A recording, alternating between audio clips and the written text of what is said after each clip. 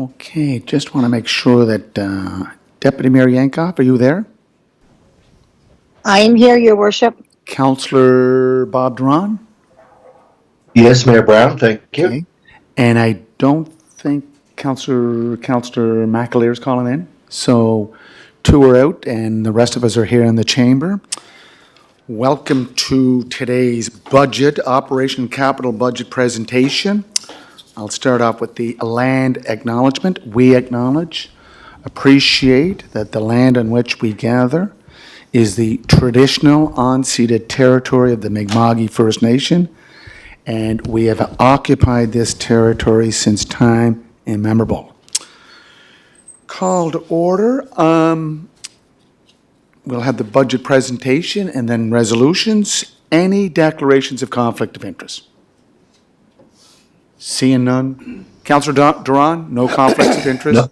No, today, no. Deputy Mayor Thank you. Yankoff? No conflicts for me, Your Thank Worship. you. So, item number 3, approval of the agenda. So we have 2 items, presentation of the City of Charlottetown and Charlottetown Water and Wastewater Corporation 25-26 operating and capital budgets, and final adoption of this financial plan. B, under a new resolution, endorsement to stand for election on the FCM, Federation of Canadian Municipalities Board of Directors. That'll follow the budget presentation. Moved by Councillor Ramsey, second by Councillor Materd. All those in favor, raise your hand. Okay, Councillor Duran?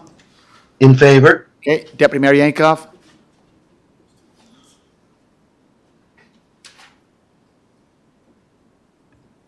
Deputy Mayor? Is she on mute? She's still on. It's just Yep. she's not coming up. No, actually, everything just cut out for a second. I couldn't hear anything. I'm in favor. Okay. Okay, we will start off with Councillor Terry Bernard, who is the interim chair of the Standing Committee for Finance and Administration. He will be doing the budget presentation, and Councillor Bernard has been around the table for the last couple of months on this issue, so take it away, sir. Okay. Good afternoon, Your Worship, fellow councillors, CAO, city staff, and everyone who is joining us today in person and online. It is my pleasure to deliver this address and present the 2025-2026 budget for the City of Charlottetown on behalf of Councillor John McAleer, who is the Chair of Finance, Audit, and Tendering and Administration. Your Worship, the capital and operational budgets before you present a solid financial plan for the City of Charlottetown, one that touches all our core services and addresses growth through careful and planned spending. We continue to make great progress on key areas of our strategic plan, making important budget decisions through the lens of community building and placemaking, governance and civic engagement, inclusive economic growth, infrastructure. Investments continue of all our capital assets, including policing, public transit, fire, environment sustainability, sport and community infrastructure, parkades, and water and sewer. We are also supporting significant capital work at both the Eastlink Center and the Bell Alliance Center. Public Works will continue to follow its 5-year plans with necessary work on street resurfacing, construction of new sidewalks, stormwater management, and multi-purpose trails, to name a few. We are also continuing to come to the table and to be strong community partners through grants and taxes in lieu to ensure strong and viable services to our city residents and visitors. For example, in the past few years, we have supported a number of organizations with major initiatives, including the new Library Learning Center and the new Tremperoy facility. This year, we are pleased to support the Confederation Center of the Arts as it undergoes its most impressive development since its construction in 1964. We are supporting this ambitious project by providing $4.8 million over 10 years through the purchase of a portion of land in Queen Square known as Boulder Park. Not only does this investment support our vibrant arts and culture sector, it ensures that a historic and beautiful green space in the heart of our capital city remains a valuable asset for the community for generations to come. Our Planning and Heritage Department will lead the way as we embark on an ambitious overhaul of our official plan, zoning and development bylaw, with the support of $10 million through the Federal Housing Accelerator Fund. Through the Housing Accelerator Fund program, we will realize a number of key initiatives, including the Accessory Dwelling Incentive Program, a reconciliation roadmap, the Heritage Preservation Bylaw, and the 500 lot area review. I would be remiss not to acknowledge the incredible new Simmons Sports Center that opened its doors in December. This project marks a major investment in the city's sports and community infrastructure and speaks to our commitment to the building the kind of city in which people can continue to enjoy a high quality of life.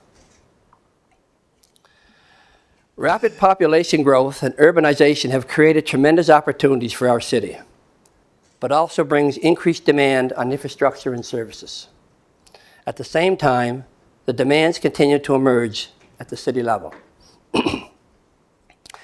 We are very thankful to our provincial partner, the Government of Prince Edward Island, for recognizing our growing demands and infrastructure needs and for providing much-needed funding within this budget. But we stand committed to working with our municipal and provincial partners to develop a more predictable, sustainable fiscal framework that supports both municipal and provincial priorities in the years to come. We present the budget today under unprecedented and uncertain times within the global economy, brought on by tariff-raising policies in the United States and China. This budget reflects these realities and is focused on responsible financial management and maintaining current service levels while continuing to invest in critical infrastructure to support our residents. Before I speak a bit more to the investments we're making, I'd like to take a moment to talk about how we got here. This year's budget process was a transparent and open undertaking. Every effort was taken to ensure all meetings that could be held in open session and live streamed were held in the open and recorded for the public record. In-person and online engagement opportunities were held to ensure the budget reflects the needs of the community. Every debate, every question, every priority was brought to the forefront for public consumption, reinforcing our commitment to the principles of transparency and good governance. As you look through this budget book, I'm confident that you'll see an appropriate balance in addressing capital and operational needs. And now I'd like to provide an overview of the 2025-2026 capital and operating budgets. And first and foremost, this is a balanced budget with no property tax increase. For capital expenses, City Council approved $60.7 million, and with approved partner funding of $9.6 million, the total capital budget for the city and utility is $70.3 million. We're also investing over $110 million as total city and utility operating expenditures to support programs, services, and core operations, and to service the infrastructure we currently have in place. Altogether, the City of Charlottetown and the Water and Sewer Utility will have a projected $181 million in both operating and capital expenditures for the 2025-2026 fiscal year. In this budget, you will see $3.4 million in funding for a new turf field that reflects our ongoing commitment to investment in sport and community infrastructure. Funding for upgrades to our water distribution systems may not be as highly visible as other capital investments, but a safe and effective water distribution system is critical to the proper functioning of our city utility. At the same time, the city continues to work towards protecting our water well fields. And I have to give a shout out to our water and sewer utility, who won Best of the Best tasting tap water at the recent Atlantic Canada Water and Wastewater Association Conference this fall. This will be a second year in a row. This comes on the heels of winning the Best of the Best tasting tap water at the North American Waterworks Association last summer, an award we'll be competing for again this year. Meanwhile, transit has experienced explosive growth in demand in recent years, and we are responding accordingly. by funding the purchase of 7 new buses to replace our aging fleet, as well as investments in electric minibuses and charging stations. This transit plan allows us to expand our fleet while still lowering greenhouse gas emissions by increasing ridership. And in addition, funding has been allocated in the operating budget to explore increasing operating hours for core routes and adding new routes. We continue to move forward with investment in expanded fire service, including the addition of 2 new platoon chiefs. And to address growth and ensure greater efficiencies in supporting our development community, the Planning Department budget also includes funding for hiring new staff to include building inspectors, a development officer, building manager, fire inspector, and a municipal engineer. In closing, some of these budget decisions have not been easy. In early March, staff were directed to identify reductions in operational expenses citywide to ensure a balanced budget. Council will continue to identify opportunities to invest throughout the fiscal year in our programs and services to meet the demands of our growing city. Departmental staff worked hard to get this year's budget prepared, and to that end, I want to thank interim CAO Sue Fraser for her guidance and steady hand throughout this budget process. I also want to thank the Finance Department, led by Director Dan Jenkins, Finance Manager Elaine Pino, and our department managers and city staff for their incredible attention, dedication, and advice in preparing this budget. Your input and expertise helped guide Council's discussions and was invaluable to the process. I sincerely thank all members of Council for their thoughtful deliberation, debate, and unwavering dedication to finalizing this budget. This budget presents a sound financial plan for our city, ensuring our residents have the services and programs they need and deserve, while maintaining our strong financial position and keeping us on the path of sustained and strategic growth. It is a budget that is right for Charlottetown, and I'm optimistic for the year ahead and everything we plan to achieve. So thank you. In your worship, I'd move the adoption of the City of Charlottetown's 2025-2026 financial plan. Well done.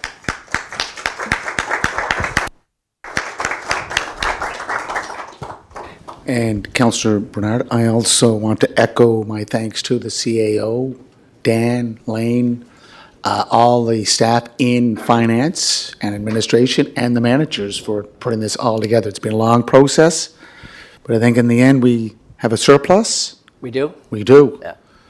Well, I've told you this before. So in 1917, Mayor Brown had a surplus budget of $71.62. And here's what he stated. The surplus of $71.62 is not on paper only, but is a fact in every sense of the word. And he went on to say that by the saving effected, the city, it was hoped, would soon be in a position to increase the wages of all city employees. I don't know if we're at that point, Mr. Chair, but thank you. So could we read the resolution? Do you want to read we have 2 resolutions? Do you want to read the first one? Yes, Your Worship. Yeah, we just put the resolution on the floor first, and then you can ask. Moved by Councillor Terry Bernard, seconded by Deputy Mayor Alana Yankoff. Be it resolved that the 2025-2026 City of Charlottetown and Charlottetown Water and Sewer Corporation operational budgets as presented by Councillor Terry Bernard, Acting Chair of Finance, Audit, Tendering and Administration Committee today be approved, and that capital budgets for the City of Charlottetown and the Charlottetown Water and Sewer Corporation were approved by resolution of Council on February 5th, 2025, and are included in the budget document presented today. And further, that Council adopts a financial plan for the fiscal year April 1, 2025 to March 31st, 2026, in accordance with Section 150.1 of the Municipal Government Act. Moved by Councillor Bernard, and I think it says Deputy Mayor Yankoff, so she seconded? I second it. Yeah. Okay, resolution's on the floor. Councillor Twill.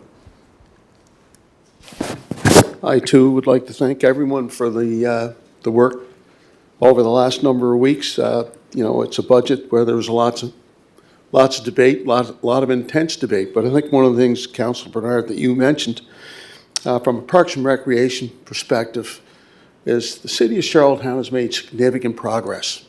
Simmons Sports Center on North River Road is a case in point. That's a beautiful facility, and the reviews and the accolades continue. And this year, we're making another significant development from a Parks and Recreation perspective, and that is the new artificial field turf, badly needed in our city. $3.4 million. Parks and Recreation is meeting on Thursday to entertain the recommendation from our senior staff, and we look to move forward. But once again, we're investing in our facilities here in the city of Charlottetown, owned by the city, operated by the city, with our professional staff, which has done a tremendous amount of work, and our community groups and their public engagement, which to my mind is unprecedented. So I think we're moving in the right direction. I support this budget, and I'd like to see the progress continue for years to come. But significant progress has been made, and I say let's keep it going. Thank you very much, Councillor Twill. Well said. Question? Question's called. Please raise your hand if you're in favor. Councillor Duran. In favor? Deputy Mayor Yankoff. In favor. Okay, unanimous. Another resolution? Yes, Your Worship, we have a second resolution from Finance, Audit, Tendering and Administration, moved by Councillor Terry Bernard, seconded by Deputy Mayor Alana Yankoff. Be it resolved that the Charlottetown Water and Sewer Corporation rates and fees, as detailed on the attached rate sheet, be approved, effective April 1st, 2025, and that this be reflected in Schedule E of the fees bylaw. Questions called. Okay, all those in favor, please raise your hand. Councillor Duran. In favor? Deputy Mayor Yankoff. In favor. Okay. Another resolution there under, Yes, Your Worship, we have a resolution under new business, be it moved by Councillor Julie McCabe, seconded by Councillor Justin Matart. Be it resolved that Charlottetown City Council endorse Deputy Mayor Alana Yankoff to stand for election on the Federation of Canadian Municipalities FCM Board of Directors for the period starting June 2025 and ending June 2026. And be it further resolved that Council assumes all costs associated with the Deputy Mayor Yankoff attending FCM's Board of Directors meetings. questions called. Oh, good. Councillor Beck, just 1 second, sir. Go right ahead. Thank you, sir. I'm not familiar with this process, so I'm just looking for a little bit of outline in terms of how it all works. Are we endorsing, is the purpose of this to endorse Deputy Mayor as our vote, and when the FCM goes on in Ottawa, she runs up against other candidates right across? Okay. all right. It breaks, as you remember in Toronto, we break into provinces Yeah. and we elect our FCM members to the Board of Directors. Right. That's when we have the vote. So the island delegation meets and there's a vote. If there's anyone, I don't know if there's anyone offering to fill that position, but she has to get endorsement from our council, Right, so that's okay. why the resolution's on the floor. Okay.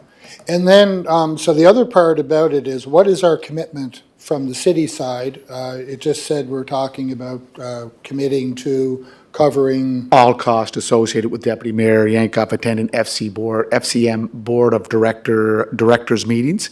They could be held in Ottawa, they could be held, what are we looking at over the course of a year? Like, are we looking at, I don't know, Councillor Twill, you were on that board, you were on the FCM board. Could you just, hold on, Councillor Twill. Thank you. You're looking at approximately 3 board meetings, and they're held across the country, different regions, give you a different perspective as to what the issues are. It's a great learning experience. I certainly support this initiative and the candidacy of the Deputy Mayor. I think the more people we have sitting at the table from the city of Charlottetown's perspective, the better. So I certainly wish the Deputy Mayor all the success. Thank you. So the current member is Mayor Ogden, correct? Yeah, so. Good, question? All those in favor, please raise your hand. Councillor Duran, In favor? Deputy Mayor, In favor. that was a yay? Okay, I guess so. there's a motion to go to adjournment. Moved by Councillor Ramsey, second by Councillor McKinnon. All those in favor? Great meeting. Deputy Mayor?